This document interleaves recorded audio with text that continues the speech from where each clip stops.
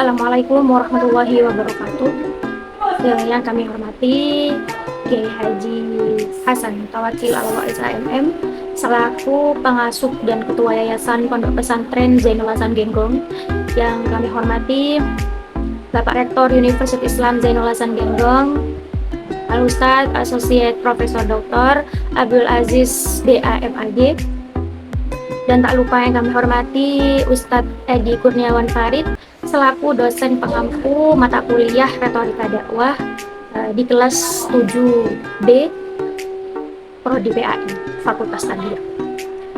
Dan tak lupa saya ucapkan terima kasih kepada kedua orang tua saya karena sudah bisa membimbing saya hingga saya ada di titik pada semester ini.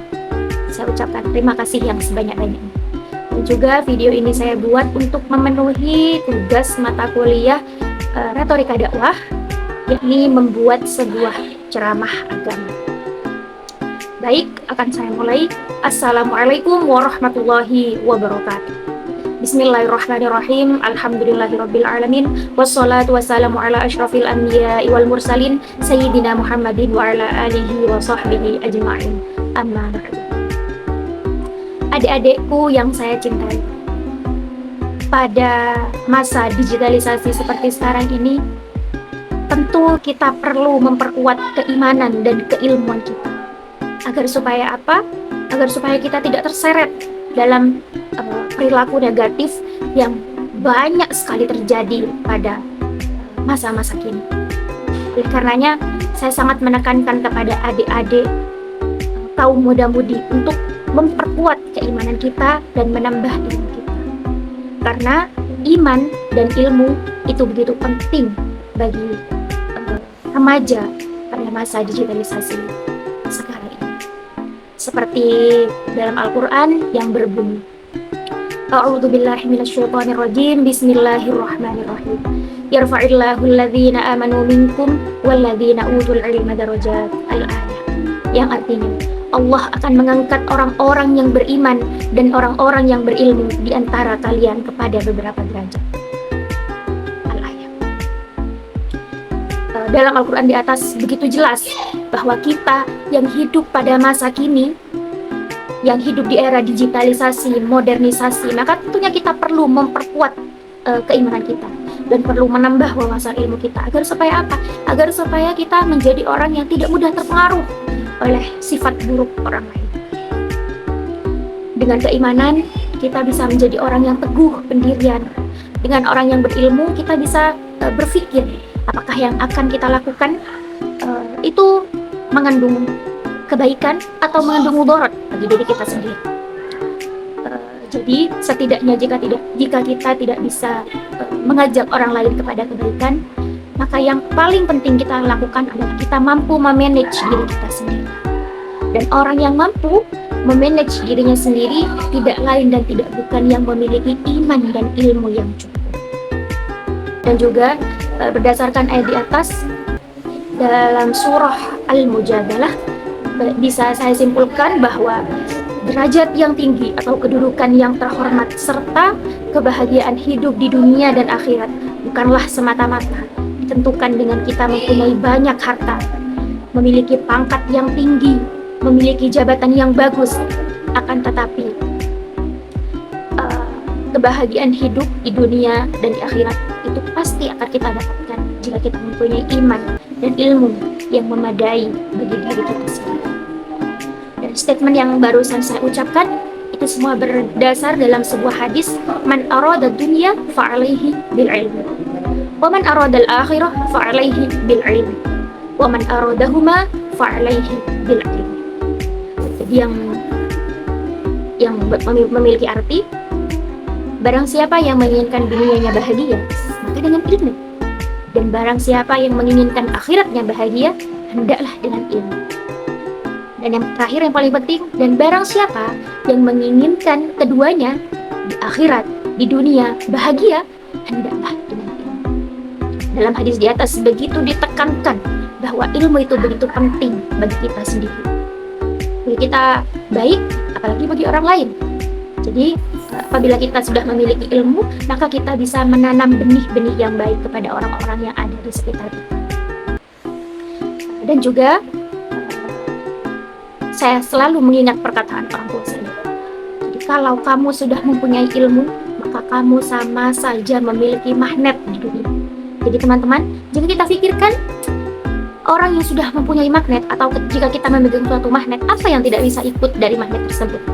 Maka begitu pula eksistensi dari sebuah ilmu. Jadi jika kita sudah mempunyai ilmu, maka yang lain itu akan ikut. Baik dari orang-orang yang ada di sekitar kita, pasti akan respect kepada kita. Dan dengan ilmu yang kita miliki, semua urusan dunia, entahlah baik rezeki ataupun jabatan, semuanya itu juga ikut. Itu adalah sebuah eksistensi dari sebuah ilmu yang jika kita artikan kategori magnet. Oleh karenanya, tidak bosan-bosan saya mengatakan kepada muda-mudi, hendaklah kalian mencari ilmu, terutama kaum perempuan. Mengapa? Karena kaum perempuan akan menjadi sekolah pertama bagi anak keturunan. Jadi, bagi kaum perempuan harus pintar. Sekolah yang tinggi kita niatkan untuk menirakati anak keturunan kita. Jangan sampai ada keinginan, aku sudah cukup sekolah, aku sudah cukup belajar. Itu benar-benar suatu statement yang miris, suatu keputusan yang begitu sempit. Kenapa? Karena bagi seorang anak,